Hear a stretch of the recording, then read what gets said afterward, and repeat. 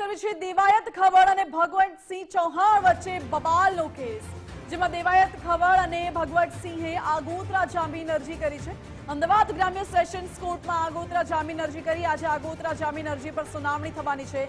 કારમાં તોડફોડ કરી 5 લાખની લૂંટ ચલાવી હોવાની દેવાયત ખવડે ફરિયાદ કરી હતી, જ્યારે ભગવતસિંહ ચૌહાણે પણ સામે ફરિયાદ નોંધાવી છે। પોલીસે બંને તરફે સામસામે ફરિયાદ નોંધી આગળની તપાસ શરૂ કરી છે।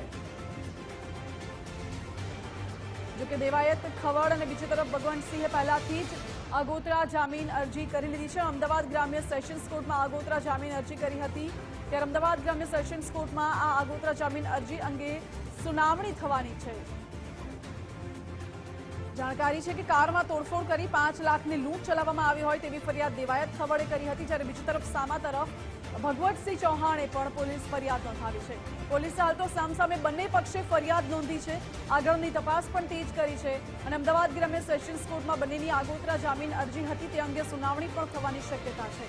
મહત્વનું છે કે છેલ્લા ઘણા સમયથી દેવાયત ખવડ ચર્ચામાં છે, વિવાદાસ્પદ નિવેદનોને લઈને પણ ચર્ચામાં રહ્યા છે અને આ વખતે ભગવતસિંહ ચૌહાણ અને દેવાયત ખવડ વચ્ચેની જે બબાલનો કેસ છે તે કેસનો મામલો હવે પહોંચ્યો છે અમદાવાદ ગ્રામ્ય સેશન્સ કોર્ટમાં।